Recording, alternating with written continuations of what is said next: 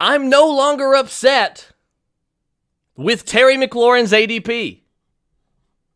I'm no longer upset about it. And I've started off a few shows this year by saying that I am upset about it.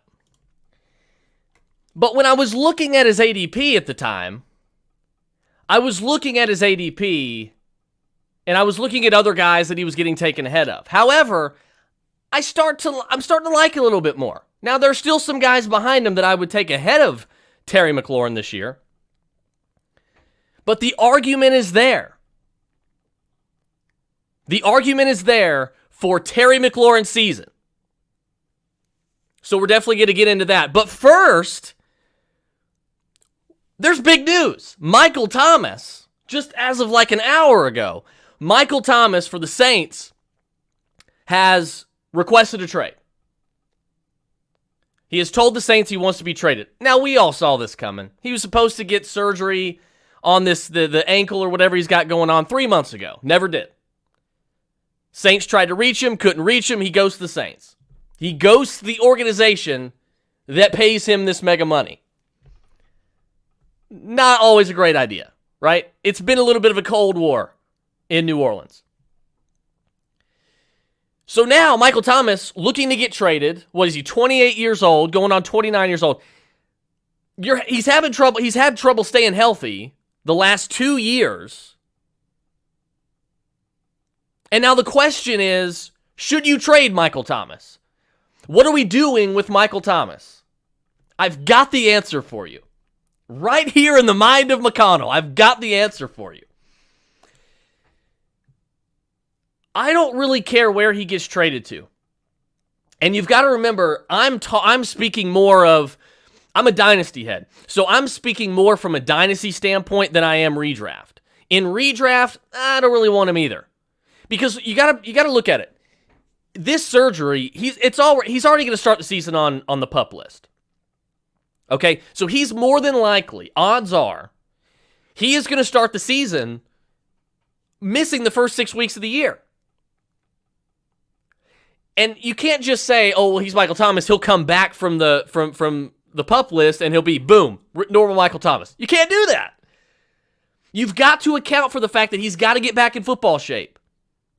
Because he's not going to be able to get in football shape while he's recovering from this injury. So he's got to get back into the shape that he needs to be in to be the normal Michael Thomas, the dominant alpha wide receiver one that we've come to know, right? So tack on 2 or 3 more weeks. So now it's week 9. And this is best case scenario, by the way. If he starts the season on this is best case scenario. You got to give it 2 or 3 weeks. So now you're looking at more than half of the fantasy season being missed, and he's sitting on your bench in redraft, even in Dynasty as well. And I don't know what your settings are. Maybe your commissioner doesn't allow PUP list players to be on your IR. So if that's the case, now you're burning a roster spot for Michael Thomas, who may not even be able to help you this year in redraft. But especially, I'm coming from Dynasty more than anything. Especially Dynasty. It's time to trade Michael Thomas. It's time for you to wash your hands of this. And I'm going to tell you why. Number one, I already just briefly mentioned it. It's 2 years in a row he's having trouble staying. He missed essentially all of last year. What good did he do you last year? Nothing, right? He was a waste of time last year. I know because I owned him in several leagues.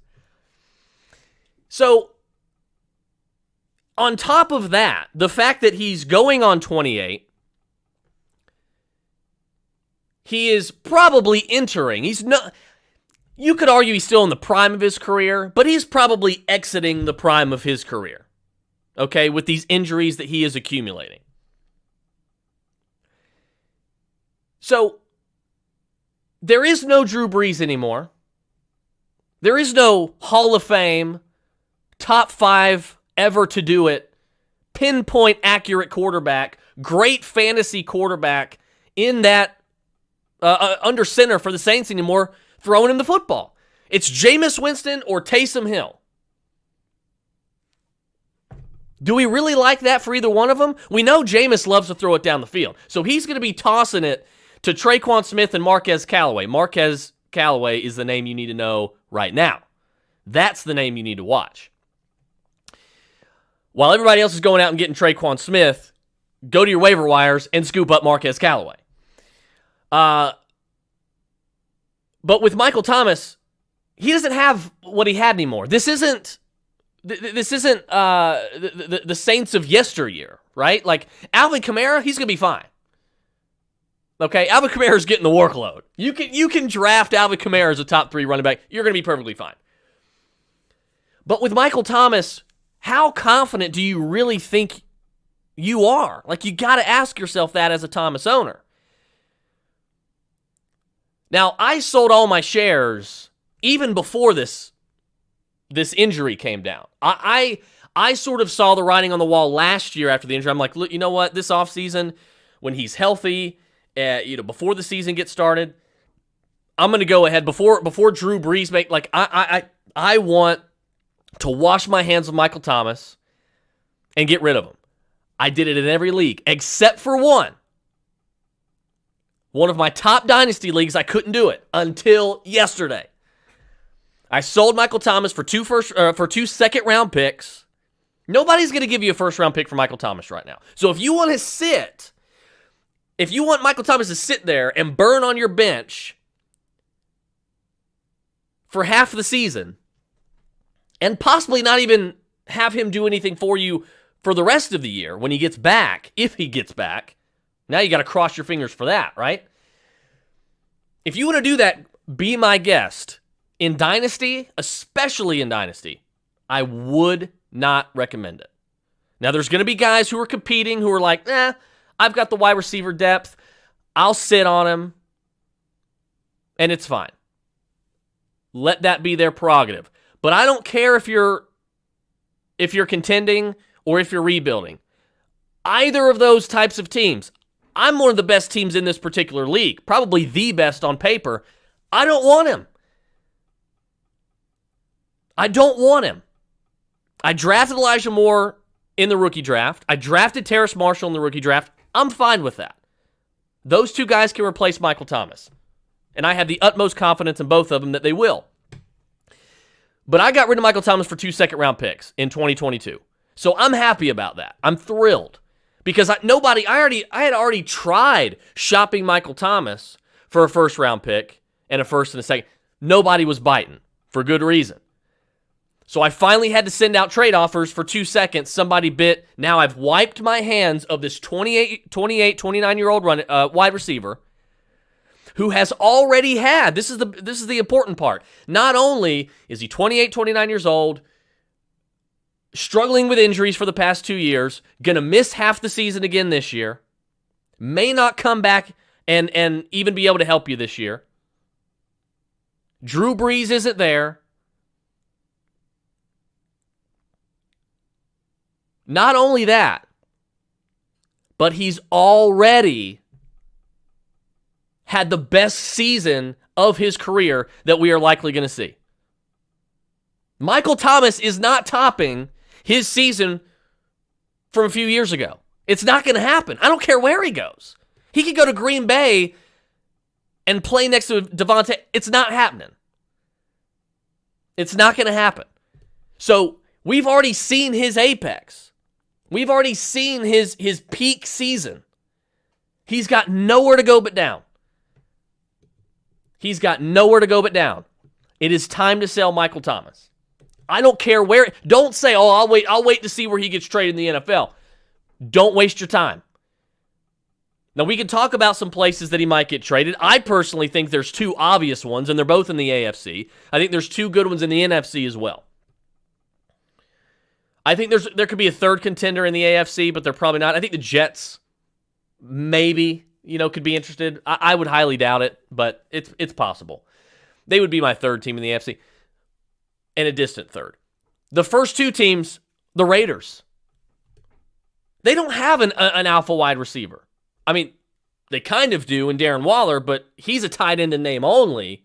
So why not pair Michael Thomas with Darren Waller if you are confident that Michael Thomas is going to be healthy when he gets back?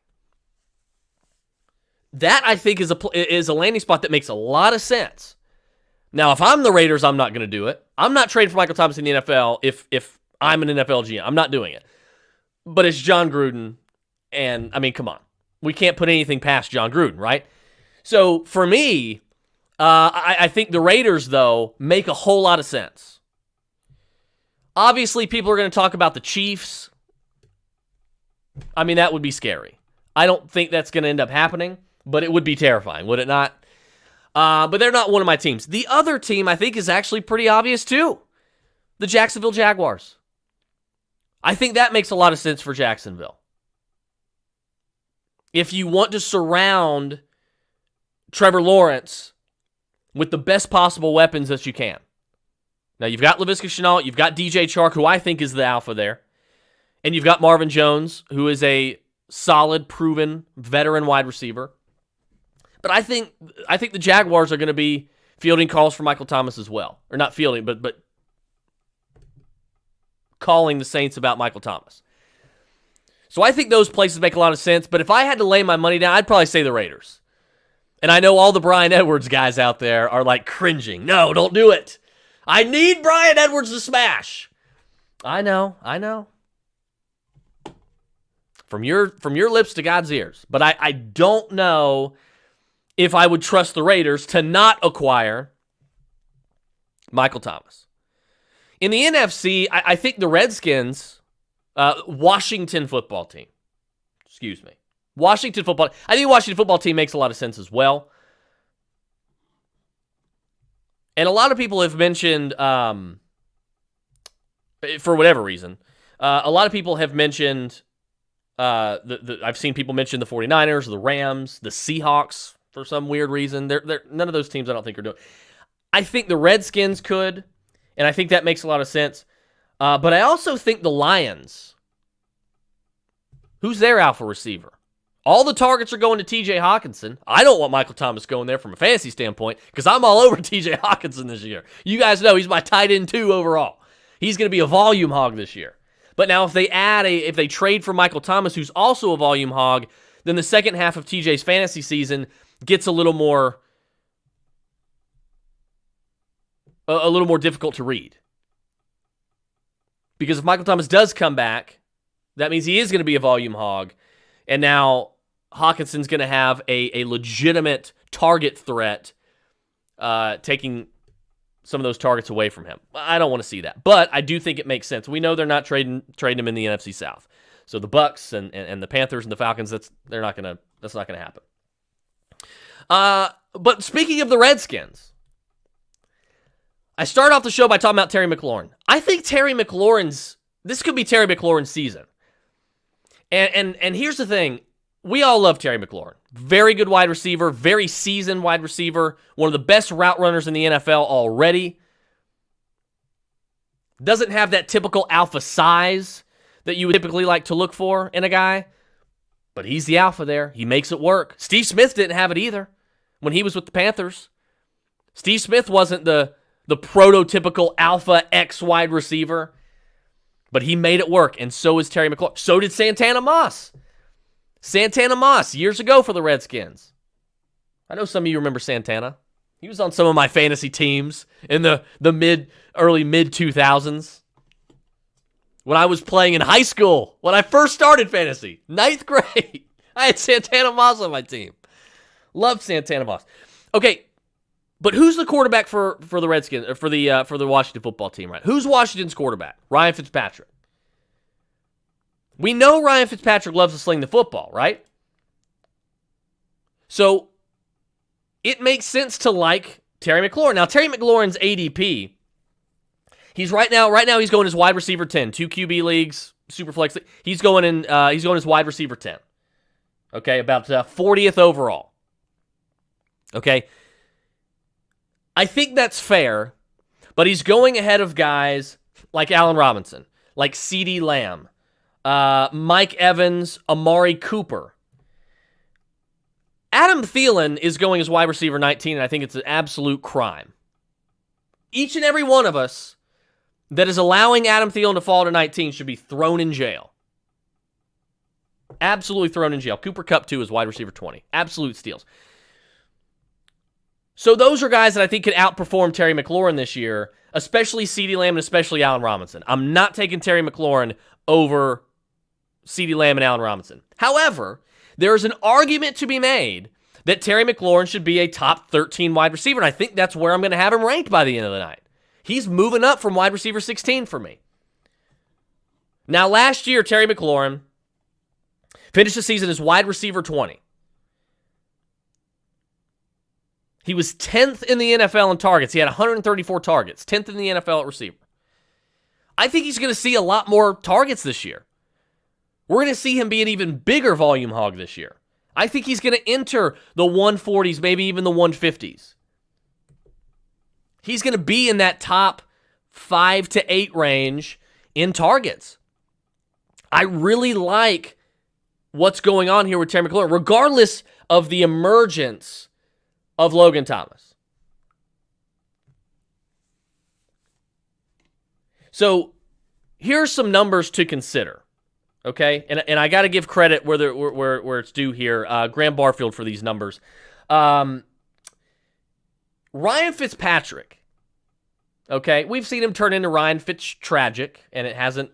Sometimes it just doesn't work out. But Ryan Fitzpatrick has made alpha wide receivers on football teams more productive when he's the quarterback. Let's start with 2014, shall we? 2014, Brandon Marshall finished the season as wide receiver 34, Eric Decker wide receiver 25. 2015, with Ryan Fitzpatrick, Brandon Marshall finishes wide receiver 3 in fantasy, Eric Decker wide receiver 15. That's a 31 spot jump for Brandon Marshall in 2015. 31 spots with Ryan Fitzpatrick. Eric Decker jumped 10 spots. 2015, Brandon Marshall's catch rate improved by 5.5%. His yards per reception improved by 2 full yards. 2018-2017, Mike Evans had more PPR points per game with Ryan Fitzpatrick, 17.3, than without him, 14.7. 2018, Mike Evans raised his catch rate 10.1%. Raised his yards per reception 3.6, over 3.5 yards. Now, Fitz, it's worth noting Fitz played 3 games in 2017 and 7 in 2018.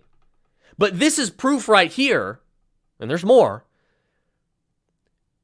that this is going to be a good thing for Terry McLaurin. If right now you could get Terry McLaurin in as your wide receiver 2. But would you really hate it if he's your wide receiver 1? I wouldn't. I would not hate it at all. And you can get him as that. You can get him there. 2019, Devontae Booker. We know this story. We were all out on Devontae Booker, and all of a sudden, boom, here he comes. This Brandon Lloyd-esque blow-up season that ended up being a complete mirage. Devontae Parker scored a career high, 15.4 fantasy points per game. Ended the season as wide receiver 16. He was a league winner down the stretch. We remember that. He won people championships. Devontae Parker raised his catch rate 5.2%. Raised his yards per reception almost 4 full yards per reception.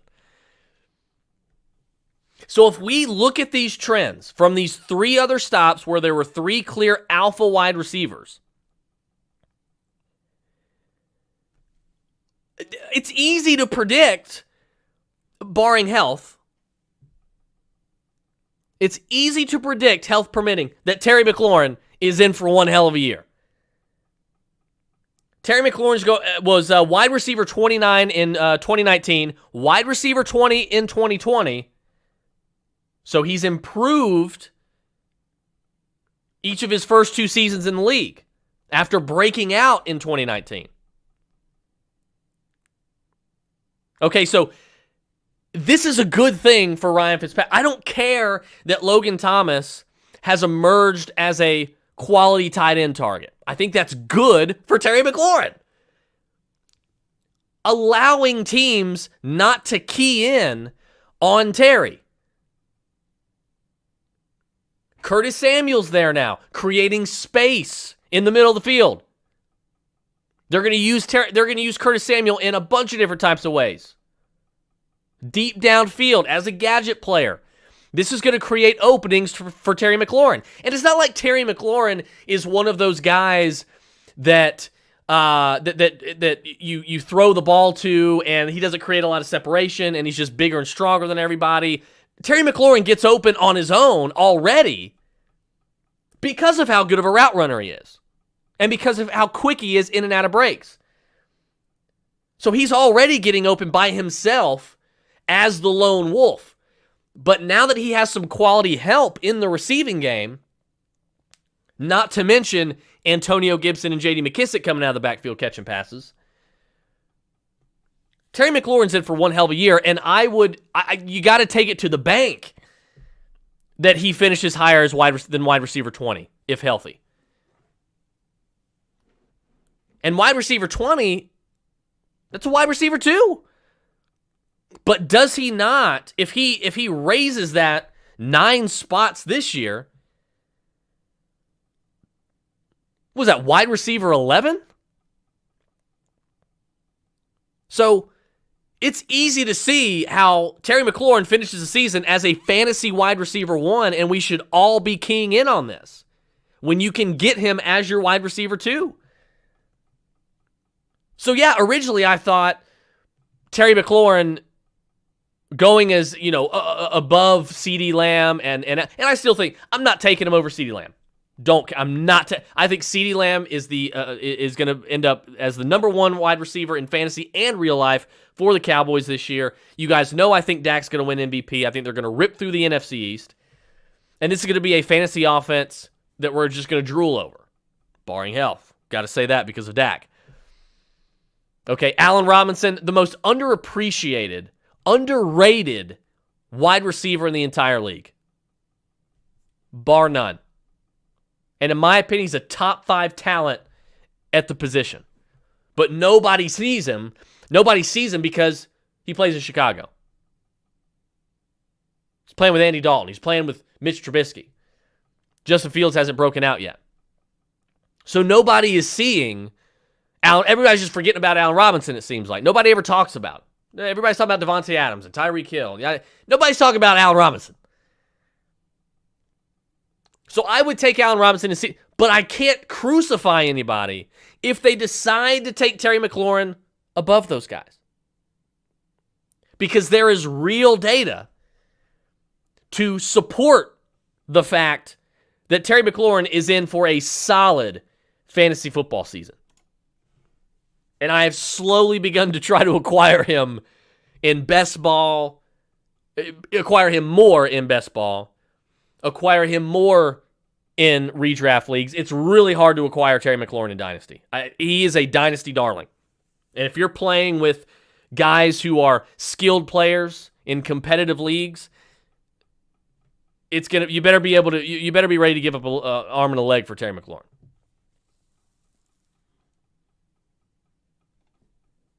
And here's another thing with Ryan Fitzpatrick. He's already said that they're trying to implement more of an aggressive downfield threat in the passing game this year in Washington. Well, that's definitely good for Terry McLaurin, I'd say. Definitely good for his ADOT. Average depth of target. For those of you that don't know. During Miami's 2019 season, Fitzpatrick completed 19 of 52 passes that traveled 20 or more yards. In 2020, he completed 11 of 17 such throws in 7 starts. Just to kind of put that into a little more context, Washington's quarterbacks last year had a total 55 deep shots, which would have ranked 18th in the league. Dwayne Haskins and Alex Smith were horrible. They were wretched on downfield attempts. Only completing 12 of 44 passes for over 20 yards. That's going to improve with Ryan Fitzpatrick. So, all of this said, it looks to me like Ryan Fitzpatrick is going to be a boon for Terry McLaurin's fantasy value. And I know it's late for some of you to be like, oh, I got to acquire Terry McLaurin. But if you haven't drafted yet, think about the strategy you're going in to the draft with. Think about that. And ask yourself, do I want to alter that strategy at all to acquire Terry McLaurin? And speaking of draft strategy, let's update everybody on the draft that I'm currently in. Because I feel like that'd be fun. We've had a couple episodes where I've talked a lot about my personal draft strategy in redraft leagues this year. You guys know I'm a dynasty head, but I think it's really important, even for dynasty folks, to keep their skills sharp in redraft. Join some redraft leagues. Do some. That way you're always keen on the ADPs in redraft. Play multiple games. It's fun. Play them all. Play all the formats. But everybody knows by now what's my strategy going into the draft in redraft leagues this year. Ideally, I want to pick anywhere from 9 to 12. I want to pick at the back of the first round because I want that second round to come up on me really quick because I want to grab one of the last remaining workhorse running backs. I want to go back-to-back running backs at least because I think it's okay. It's okay for you guys, and this is a big piece of advice you need to listen to if you haven't heard it before. It is perfectly fine to go into your draft with the strategy of, okay, in round 1 and round 2, in round 1 I'm going to do this, round 2 I'm going to do that. After round 2, forget about it. Let the board fall to you. Because after the second round, things start to get a little more unpredictable. You can pretty much guess. First round, you're going to have a workhorse running back. You're going to have a quarterback there. Going to have a top flight wide receiver. Second round, you pretty much know. For the most part, you're going to have the same thing, right? But in the third round, that's where things get a little more dicey, a little more unpredictable. You don't know what you're going to get. So there's no point in going into the draft and saying, I'm going to do this in the first round. I'm going to do this in the second round. I'm going to do this in the third round. And so on and so on. Because if you go into a draft with that strategy, well, I'm going to start off with 4 running backs, and I'm going to start off with a quarterback and a wide receiver. You don't know how the board's going to fall. Especially if you're drafting with people that you don't know, that you're unfamiliar with. There's going to be surprise picks. There's going to be bad picks made. Someone's going to snipe you on a player that you wanted, on a position that you wanted. So it is bad process, fundamentally bad process to go into a fantasy draft saying, I'm going to do this in the first 5 rounds. Because you don't know what's going to happen in round 3 to round 5. You don't know. So go into the draft with a 2-round strategy. And after the second round, let the board fall to you. Because if you go into the draft with a 4 or 5 or a 3, 4, 5 round strategy, and the board doesn't fall your way, now you've pigeonholed yourself and you're stuck with a strategy that you're no longer as cemented on as you were before the draft began.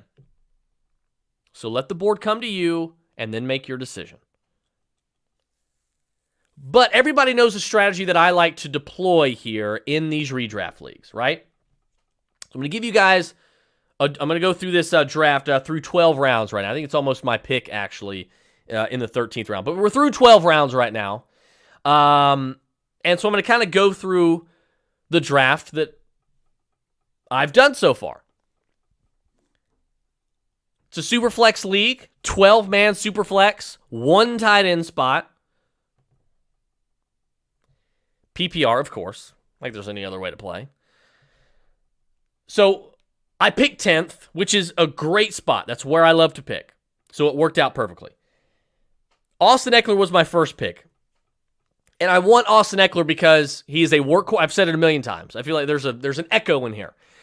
He's a workhorse running back on a rock-solid offense with a much-improved O-line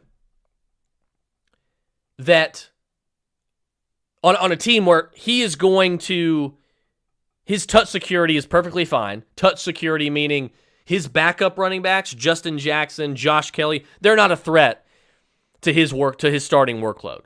We're not worried about Justin Jackson and Josh Kelly taking touches from Austin Ekeler, right? And even if they do take some goal line touchdowns from Austin Ekeler, what happened a few years ago? Remember when Austin Ekeler, by the way, Austin Ekeler is a guy who's already done it. He's already been a top 5 running back in fantasy. So we know he has that ability. We know that's in his ceiling. We know that's in his range of outcomes. But what happened last time? A few years ago when Austin Ekeler was a top 5 running back in PPR. Did he get a lot of goal line carries? No, he didn't. That's the beauty of Austin Ekeler. He's getting all the touches and all the catches, and we already know that receptions matter. On a per-touch basis, receptions are more valuable than rushes. Because if you get 10 targets and you get 10 rushes, more of those rushes are going to go for negative yards, right? So that's why on a per-touch basis, receptions matter for running backs, especially in PPR. And so that's why Austin Ekeler and guys like him getting the workload and getting all the carries and getting all the receptions matter so much. So I want to secure a guy like that in the first round. So I did. Comes back around to me, pick 2.3. Third pick in the second round. Najee Harris is still sitting there. Well, we've had this discussion before. I took Najee Harris. Another workhorse running back with a high touch security. Nobody's worried about Kalen Ballage and Benny Snell and Anthony McFarland. I don't care who the offensive coordinator is. Nobody's worried about those bums. That's the epitome of just a guy. They're just guys. Easily replaceable. Najee Harris is a do-it-all workhorse. They're going to barely be taking him off the field as a rookie.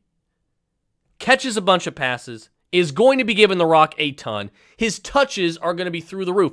We are probably looking at 300-plus touches for Najee Harris. Go back and look. Almost every single season. Go back and look at all of the top 10 running backs that finished the year. What do they have in common? They were getting a crap load of overall touches.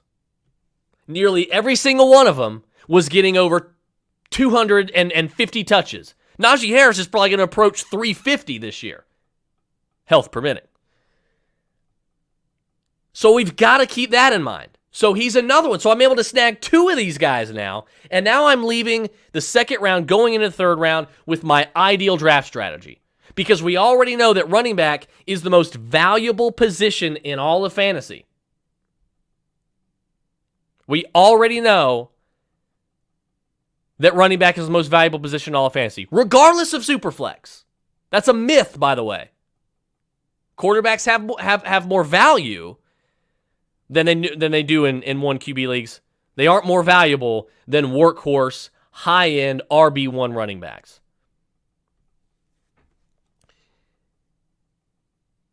So, if you're going into the third round with 2 running backs, like Austin Ekeler and Najee Harris, or Ezekiel Elliott and Nick Chubb, Aaron Jones and Najee Harris, Austin Ekeler, Aaron, any of those guys, you got to be feeling damn good about your team right now. Because now you have security at the most important position in fantasy. Now I'm going to do you one better. Go and run him back 3 times in a row. And some of you are going to be like, what? Is he serious? I'm dead serious. I'm dead ass serious. And here's why. In the 3rd round, we're going, J.K. Dobbins goes right before me. Who's left on the board? None other than DeAndre Swift. Now, some of you are probably wondering and worrying about DeAndre Swift because of Jamal Williams. Look, I think Jamal Williams is a fine backup running back. I think he'll have a little bit of a role, but I don't think he's going to be this guy that is a complete buzzkill for DeAndre Swift. DeAndre Swift, as a talent, is one of the best overall running backs in the entire league already, from a skill standpoint. He's excellent in the receiving game. He's blazing fast. He's a great rusher of the football. He's got everything you want in a running back. And he's going to get fed the rock. And look, it's going to be a little bit dicier in the 3rd round. You're not going to find a guy like Austin Eckler or Najee in the 3rd round. You're just not. There's going to be a little risk with touch security. It's not going to be as safe in the 3rd round as it is in the 1st and 2nd. Okay? Logic tells you that. But we always talk about talent wins out. Talent finds a way. And most of the time it does. That's what I'm gunning for with Swift. So when Swift was sitting there, I'm like, okay, it's super flex. I could take a quarterback. I could take a big-time wide receiver. But what if Najee Harris gets hurt? What if Austin Eckler gets hurt and I wait on a run? I pass on Swift here in the 3rd, and I'm like, I'll get Chase Edmonds in the 4th, 5th, or 6th round. I'll get, give me another, Raheem Mostert later on in the draft is my 3rd guy. Which position in fantasy, in real life, is the most injury-prone position in all of fantasy? It's the running back position. So knowing that, why would you do anything other than try to get as much security? You don't want to predict injuries, but you can prepare for them. So why do you not want to prepare for injuries at the most important position? By tripling up with 3 guys with massive fantasy ceilings and guys that are going to get a lot of work. For the most part, all the touches. The vast majority of the touches. Why would you not want to do that? I'm going to make my next pick live, by the way. But let's move on. So I've got, if Austin Eckler or Najee Harris gets hurt, Chase Edmonds, who does not have touch security with James Conner, Raheem Mostert, who does not have touch security with Trey Sermon, those aren't my RB2s now. I don't have to worry about that as my RB2. I feel great with DeAndre Swift as my RB2 now. It's all about security and gaining a positional advantage over nearly every owner in your league at the most important position in football, in fantasy football. And that's the running back position. Now, some of you are going to say, oh, but you create a disadvantage for yourself by not taking a wide receiver. Because now everybody else is going to have an advantage over you at wide receiver. It's not exactly true. The 4th round comes along, and I'm thinking to myself, okay, it's a one tight end league. I've got my running backs. I'm set for a few rounds there. Don't have a quarterback left, but I have a target in the 5th round. And I think I'll be able to get him. So it's between tight end and wide receiver. Well, some of you are probably like, you got to go wide receiver. You got to bang it for wide receiver. You have to. Do you? I've already got a positional advantage at running back. Why not get another positional advantage at the tight end position? Everybody's only starting one.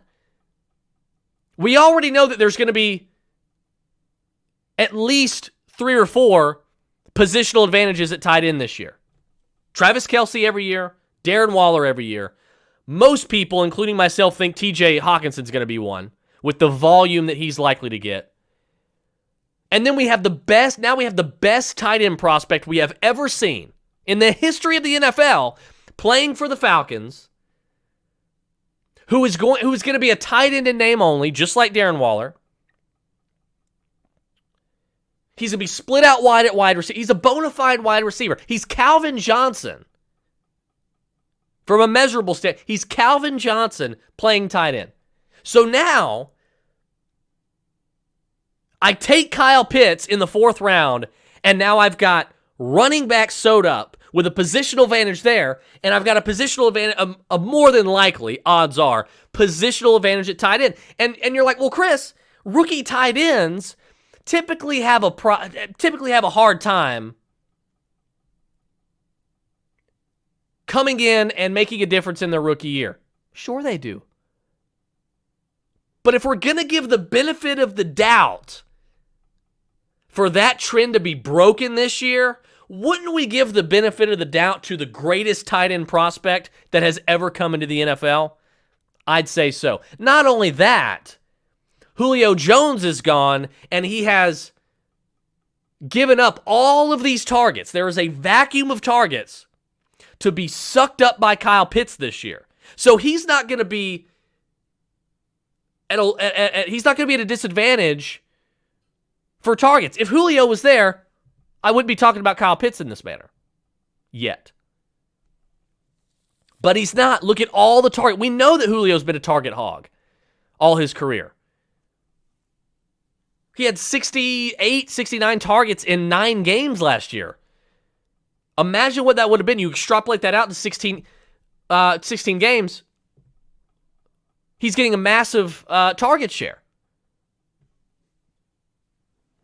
He's not going to be hurting for targets. And what do we always say with receivers and tight ends? Chase the volume. Chase the targets with wide receiver and tight end. Chase the touches with running backs. Chase the targets with wide receivers and tight ends. Kyle Pitts is going to have plenty of both. So I leave the 4th round. I go into the 5th. I still don't have a quarterback. Still don't have a wide receiver. You think I'm panicking, but I'm not. I go into the 5th round, and I'm back on the clock, and guess who's sitting there in a redraft league? Tom Brady. A virtual lock to be a fantasy wide receiver, fantasy QB1. Had to pull the trigger. It's a super flex league, so I can't wait on quarterback very much longer to get my first one. So I snap up Tom Brady in the 5th round, come back on the turnaround in the 6th, and guess who's sitting there? Bona fide, top flight, high-end wide receiver 2, more like borderline wide receiver 1, Adam Thielen. The guy everybody's forgetting about. The guy I just mentioned going as wide receiver, 19 or 20? Everybody's forgetting about him. Adam Thielen's my wide receiver 1. 7th round comes back around. I go with Courtland Sutton. Yeah, I know. There's a little bit of a risk there. But we've seen Courtland Sutton be the alpha guy, be the target hog guy, and now he's got help with Jerry Jeudy in his 2nd year, who should improve. And I think eventually this whole Drew Lock experiment is going to be completely dead and over with, and it's going to be Teddy Bridgewater. So that'll be good. It's not Aaron Rodgers like we had hoped, but that'll be better for Denver's receivers than would Drew Lock. So I'm fine with Courtland. I don't want Courtland Sutton by wide receiver 1. Wide receiver 2 in fantasy, I can live with that. I'm comfortable with that. Comes around to the 8th round, and now I'm seeing this quarterback run happen. A lot of teams have already gotten their QB1. Now a lot of them are looking for their QB2. Starting to get a little nervous. Is he going to make it back to me? Folks, he made it back to me.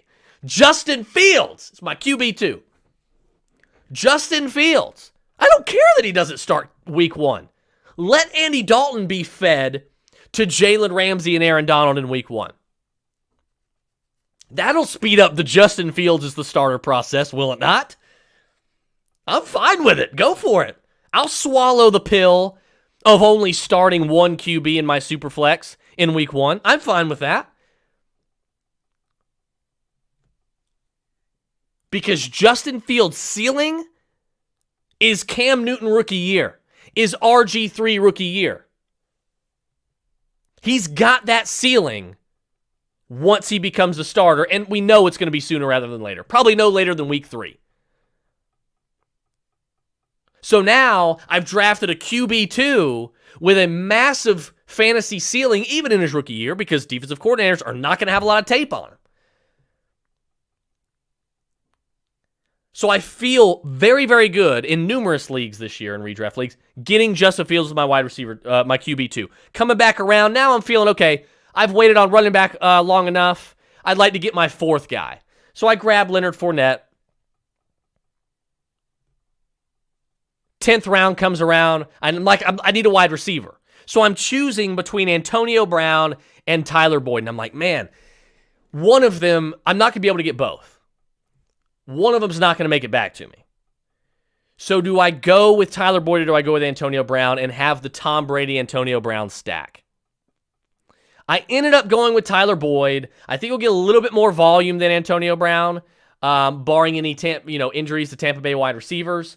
So I think that was pretty much a coin flip. I have a lot of Antonio Brown this year, so I just decided to sort of pivot to Tyler Boyd. I think they're both really good picks there in the 10th, 11th round.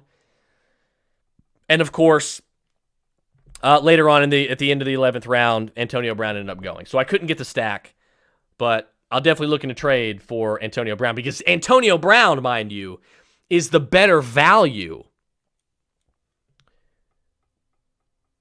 for a Tampa Bay wide receiver in fantasy than Chris Godwin. Pass on Chris Godwin and target Antonio Brown later in your draft. Because when they were on the field together last year, Antonio Brown, not only is he a better wide receiver, Antonio Brown was outproducing Chris Godwin essentially across the board. So keep that in mind. 11th round comes around, and it's time, I think, to draft a running back that I've had a really, really fun time drafting later in the draft. A guy that, if the starter gets hurt, is going to have probably an RB1 workload. And even if the starter stays healthy in Josh Jacobs, he's still going to have plenty of fantasy value, and that's Kenyon Drake. So Kenyon Drake now is my 5th running back. I feel excellent at the most important position in fantasy. If I get injured, if I have 2 injuries, I feel fine.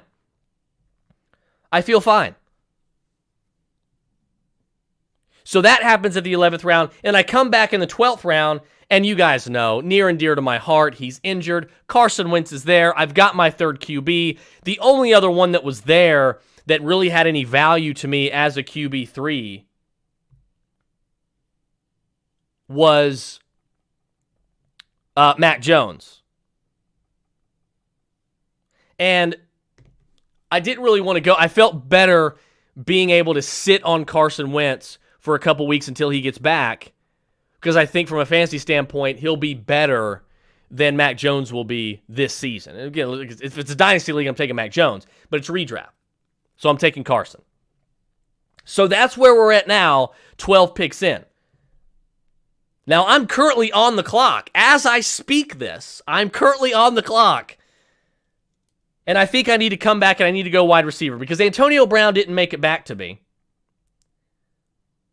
So what are we going to do here? Devontae Parker's off the board. I'm going to be honest with you. I really like the pick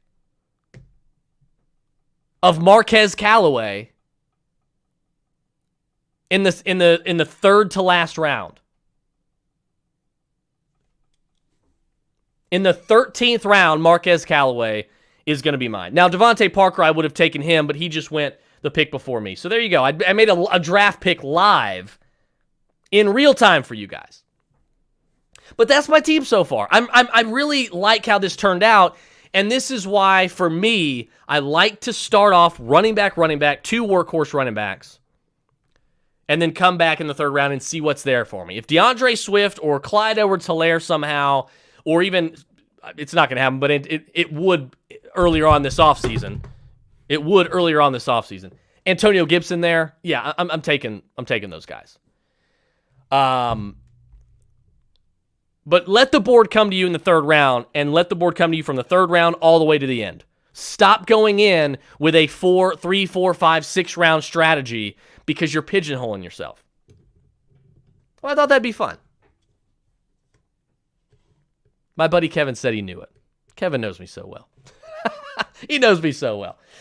Guys, hey, thank you so much for hanging out. I really appreciate you guys, tuning in and hanging out tonight. For those of you watching live, again, thank you so much. It's been a lot of fun. I'm loving these live shows, and it's just been a blast. Sorry I couldn't really get to any live questions tonight, but jam-packed with a lot of info. By the way, I want to let you guys know, because I haven't mentioned it, but you've seen it scrolling across the screen for the last hour. Check out the Roto Bros Fantasy Advice Lounge on Discord. It's the best hidden gem in fantasy. You see it scrolling across the bottom there if you're watching live. If you're not, go to patreon.com/RotoBros. We've got a channel for everything. We cover all things fantasy, season long in football, baseball, and basketball. DFS, which is getting cranked up really quick. And, of course, best ball. We cover it all. So please, you guys, check it out. It is a blast, and it is a lot of fun. It is a lot of fun. And it is going to be extremely busy when the season gets started. So get in there now. And here's the best part. The first month is free for everybody. Everybody. You get a free month. You get a free month. You get a free month. Everybody gets a free month. For the Roto Bros Fantasy Advice Lounge.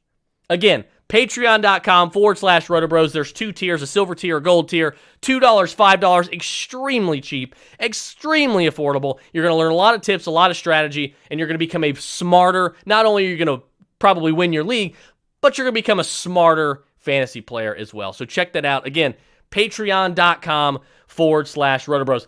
Guys, I gave you the data. I gave you the number tonight. I gave you all the numbers. I gave you the evidence. I gave you the trends. You know what to do. You know what it is this year. It's Terry McLaurin season. Terry McLaurin to the moon, baby.